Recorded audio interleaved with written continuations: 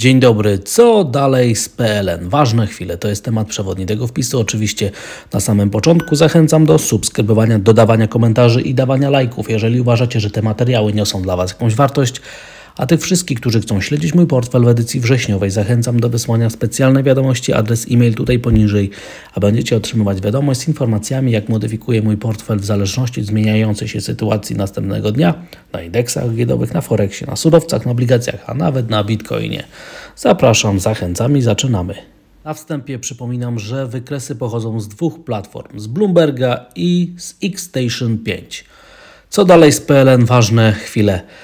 Zaczynamy ten materiał i tydzień od wydarzeń, które mają miejsce na polskich aktywach, na które moim zdaniem warto zwrócić szczególną uwagę, ponieważ po pierwsze inwestorzy zagraniczni ewidentnie zaczęli tutaj do nas napływać i zaczęli napływać przede wszystkim do polskich obligacji, ponieważ po zamknięciu poprzedniego tygodnia poniżej 6% na rentowności polskich dziesiątek, kiedy równolegle amerykańskie czy też niemieckie papiery rosną na rentowności, oznacza naprawdę, że ryzyko polskich papierów, w ogóle ryzyko Polski znacząco spada.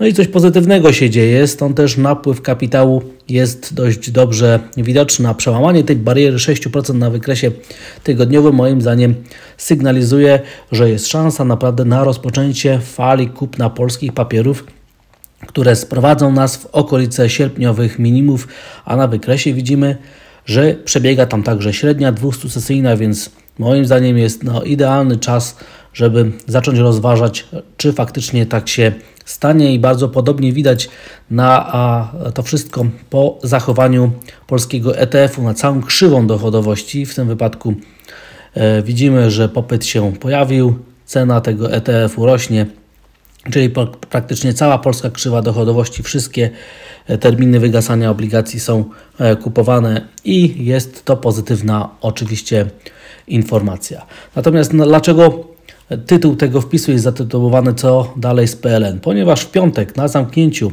tygodnia doszło do tego ważnego wydarzenia, na które zwracam uwagę w ostatnich dniach, czyli równolegle euro-złoty i dolar-złoty pokonały poziom 4,70, a to jest pierwszy krótkoterminowy sygnał, że popyt na ryzyko faktycznie się pojawił i tutaj zaczyna być kupowany polski złoty z dużym potencjałem na kontynuację. Punktem odniesienia na euro-złotym jest także poziom 4,65. Tam przebiega średnioterminowy punkt odniesienia, czyli jeżeli złoty zacznie się faktycznie umacniać i zostanie pokonana kolejna bariera, to w takiej sytuacji będzie duża szansa na to, że jesteśmy świadkami teraz rozpoczęcia następnej fali aprecjacji, umocnienia krajowej waluty. A dlaczego to jest takie ważne w długoterminowej perspektywie? I te wykresy dwa, które teraz widać w tle, to dobitnie pokazują, ponieważ wygląda na to, że euro złoty i dolar złoty odbijają od swoich ważnych długoterminowych punktów odniesienia, czyli górnego ograniczenia kanału wzrostowego na euro złoty, który ma dwuletnią historię, a na dolar złotym widzimy, że mamy także odbicie od górnego ograniczenia kilkuletniego, 7-letniego kanału wzrostowego, czyli rejonów 4,80. Każde złamanie poziomu 4,70 naprawdę ma znaczenie i moim zdaniem jest sygnałem, że popyt z zagranicy interesuje się krajowymi aktywami i moim zdaniem w znaczącym stopniu jest to związane z zachowaniem euro-dolara. Jeszcze raz przypominam, to co teraz wpływa na siłę albo słabość złotego, moim zdaniem w 80-90% wynika z tego, jakie są przepływy międzynarodowego kapitału, który jest odwzorowany na wykresie euro-dolara. To oznacza, że jeżeli amerykański dolar się umacnia, czyli euro-dolar spada, to kapitał z całego świata jest wysysany i trafia na Wall Street. I kapitał z całego świata w takiej sytuacji kupuje bezpieczeństwo. Amerykanie są bezpieczną przystanią i w takiej sytuacji takie waluty jak na przykład złoty traci. Natomiast w sytuacji odwrotnej, kiedy euro-dolar zaczyna rosnąć, kiedy zaczyna się amerykański dolar osłabiać, jest to sygnał, że kapitał z Wall Street ucieka, wycofuje się ze Stanów Zjednoczonych i szuka na całym świecie stopy zwrotu. I jednym z takich bardzo dobrych miejsc jest rynek krajowej waluty, który oferuje zwłaszcza na obligacjach bardzo dużą ilość swapu, czyli oprocentowania, a w takiej sytuacji bramą wejściową do inwestowania w Polsce jest oczywiście złoty, więc złoty się umacnia, polskie obligacje zyskują na wartości i to jest dobra wiadomość dla tego, co będzie się mogło wkrótce dziać tutaj na polskich aktywach. Więc moim zdaniem taka sytuacja występuje. 80-90% siły albo słabości złotego wynika z zachowania amerykańskiego złotego, a nie z czynników lokalnych. Jeszcze raz przypominam, to nie czynniki, jakieś wypowiedzi, jakieś podwyżki stóp procentowych mają znaczenie dla krajowej waluty, tylko właśnie to, co się dzieje na amerykańskim dolarze. To jest główny sprawca tego, co się dzieje na złotym. Wniosek jest taki w krótkim terminie, jeżeli zobaczymy dalsze wzrosty euro-dolara, to zobaczymy, że bez względu na to, co się tutaj będzie działo w Polsce, złoty zacznie się umacniać i sytuacja techniczna stanie się coraz bardziej pro-złotowa. Warto zwrócić także uwagę, że w piątek udało się w pięknym stylu wrócić nad poziom 1500 punktów na indeksie WIG20, czyli polskie spółki te największe polskie spółki z tego indeksu mają potencjał ku temu, żeby co najmniej spróbować tutaj grać na jakieś dno, jakąś formację, która będzie przypominała formację odwrócenia tendencji. Po prostu jest to sprzęgnięte z tym, co się dzieje w ogóle generalnie na polskich aktywach, a powrót nad poziom 1500 punktów, gdzie mamy kilka ważnych poziomów technicznych, jest sygnałem, że popyt na ryzyko atakuje. Natomiast moim zdaniem pojawił się w ostatnich dniach czynnik, który daje dodatkowe wsparcie dla krajowych aktywów. Może być to powiązane także z zachowaniem globalnych aktywów. Dlaczego? No, wygląda na to, że tym czynnikiem, który będzie sprzyjał także krajowej walucie i może to być odpowiedź, może być to odpowiedź na pytanie, co dalej z PLN, ważne chwile, jest to odpowiedź generowana przez ryzyko geopolityczne. To jest bardzo ciekawe, że i odbicie takie dynamiczne na indeksach giełdowych na Wall Street, zachowanie złotego jest bardzo sprzęgnięte z tym, co się dzieje na froncie, na wojnie na Ukrainie. Kiedy rozpoczęła się bardzo dynamiczna ofensywa Ukraińców, która zdecydowanie zwiększa szanse ich na zwycięstwo w ogóle w całej wojnie, to w naturalny sposób pojawia się popyt na ryzyko. I jestem bardzo ciekawy, czy taka zależność będzie wkrótce obserwowana. Czyli, że im większe sukcesy ukraińskie na wojnie, tym większy popyt na ryzyko, ponieważ generalnie teoretycznie zmniejszałoby się ryzyko geopolityczne. I ja jestem bardzo ciekawy, czy faktycznie takie powiązanie wkrótce będzie miało miejsce, że popyt będzie generowany tym większy na polskie aktywa i odpowiedź na pytanie będzie pozytywna, co dalej z PLN w sytuacji, kiedy postępy wojsk ukraińskich będą coraz większe, a osłabienie presji rosyjskiej mniejsze. Czy tak się stanie? Zobaczymy. I znalazłem ciekawy wykres, dlaczego ten Krupiańsk jest tak istotny. No, na tym następnym wykresie widzimy, że na wschodzie Ukrainy jest to potężne miejsce związane z skrzyżowaniem dróg kolejowych, czyli tras, gdzie mogą być dostarczane, gdzie może być dostarczane zaopatrzenie. Faktycznie ten Krupiańsk ma duże znaczenie jako węzeł kolejowy. Jest to bardzo dobrze zaznaczone. Widzimy, że na wschód od tego Krupiańska, czyli tego miejsca zaznaczonego na fioletowo, różowo, praktycznie nie ma żadnego innego węzła kolejowego na Ukrainie, czyli to miejsce ma naprawdę bardzo, ale to bardzo duże znaczenie. Zobaczymy, co dalej z tym fantem, czy faktycznie zmniejszenie ryzyka geopolitycznego związanego z postępami ukraińskiej ofensywy, kontrofensywy będzie miało także przełożenie na różne inne klasy aktywów. I także jestem bardzo ciekawy, czy to, co się dzieje na Ukrainie, czasem nie powoduje, że Bitcoin rośnie.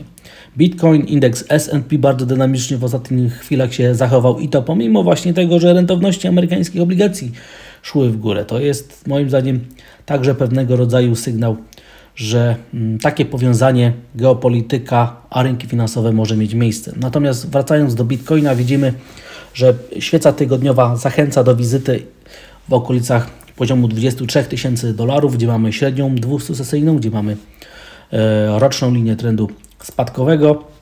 Na chwilę obecną te miejsca, na których teraz jesteśmy, czyli rejon 21 700 dolarów to jest miejsce przebiegu spojenia średnich krótkoterminowych. Natomiast kiedy zobaczymy, jak zachowuje się Bitcoin i Ether, to w takiej sytuacji widać, że popyt na ryzyko widoczny jest także na inne kryptowaluty, a to jest dobra informacja. Jako że jesteśmy przy ryzyku, warto zobaczyć, co się dzieje na indeksach giełdowych, ponieważ moim zdaniem powrót na poziom 4000 punktów na indeksie S&P ma duże znaczenie i oznacza zmianę techniczną w krótkim terminie. Brak górnego cienia tygodniowej świecy oraz fakt, że przebiliśmy spojenie średnich kroczących na wykresie dziennym, to jest daje potencjał ku temu, żeby wieścić nawet możliwy ruch i atak na średnią dwusesyjną, która przebiega teraz w rejonie 4270.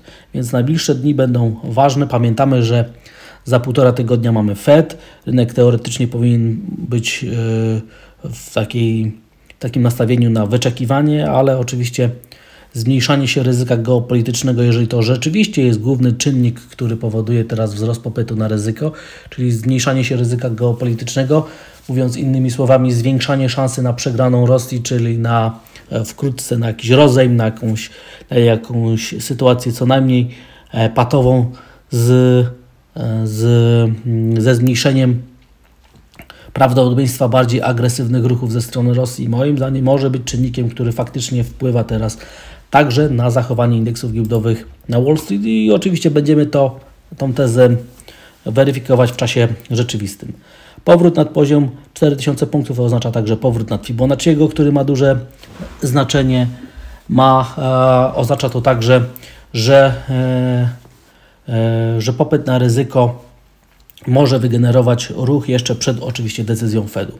Konsekwencją tego jest dobre zachowanie, nawet bardzo dobre zachowanie indeksów giełdowych w Azji, w tym wypadku Nikkei, który jest na dobrej drodze do tego, żeby znowu wrócić na tą strefę oporów.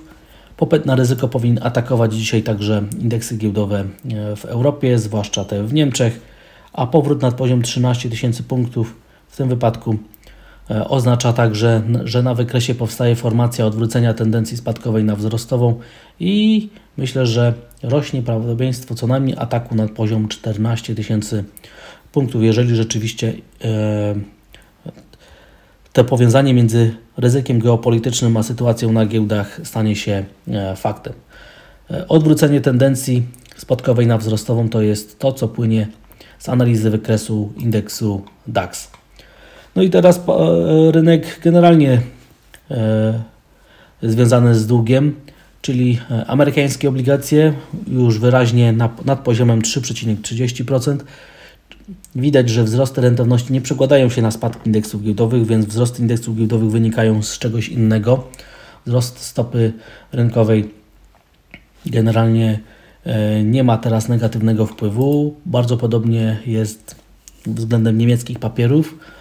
Tutaj poziom 1,70 jest faktem. Walczymy o to, czy czasem nie ruszyć trwale w okolice poziomu 1,80.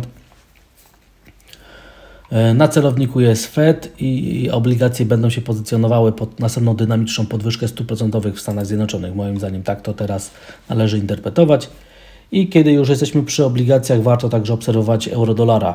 Także moim zdaniem te zmagania w rejonie poziomu 1,01 mają duże znaczenie. Na wykresie widać jak na dłoni, że jest to miejsce, gdzie przebiega linia szyi kilkutygodniowej formacji podwójne dno, więc każde wyjście na poziom 1,01 będzie prowokować do wyciskania krótkich pozycji, czyli do short squeeze.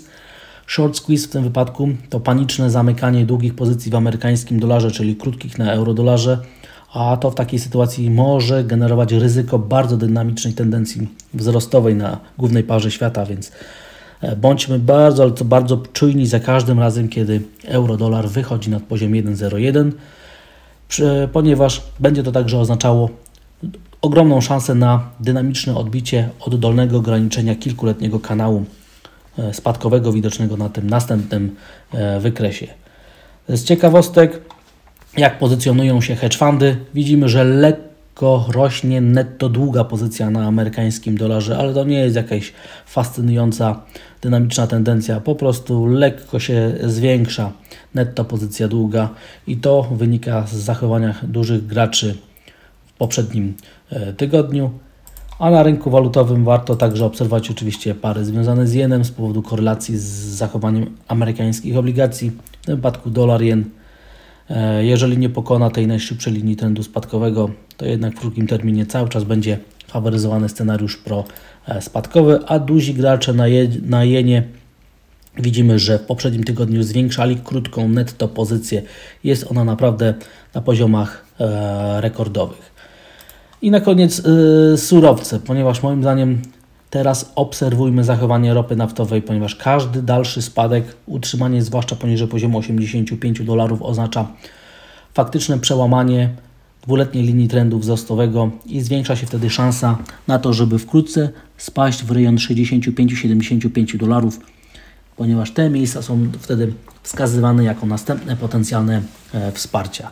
Oczywiście ropa naftowa to jest wskaźnik wyprzedzający inflację, więc jeżeli ropa naftowa spada, będą także spadać globalne presje inflacyjne i zmniejszać się będzie także oczekiwanie na dalsze dynamiczne podwyżki stóp procentowych na całym świecie.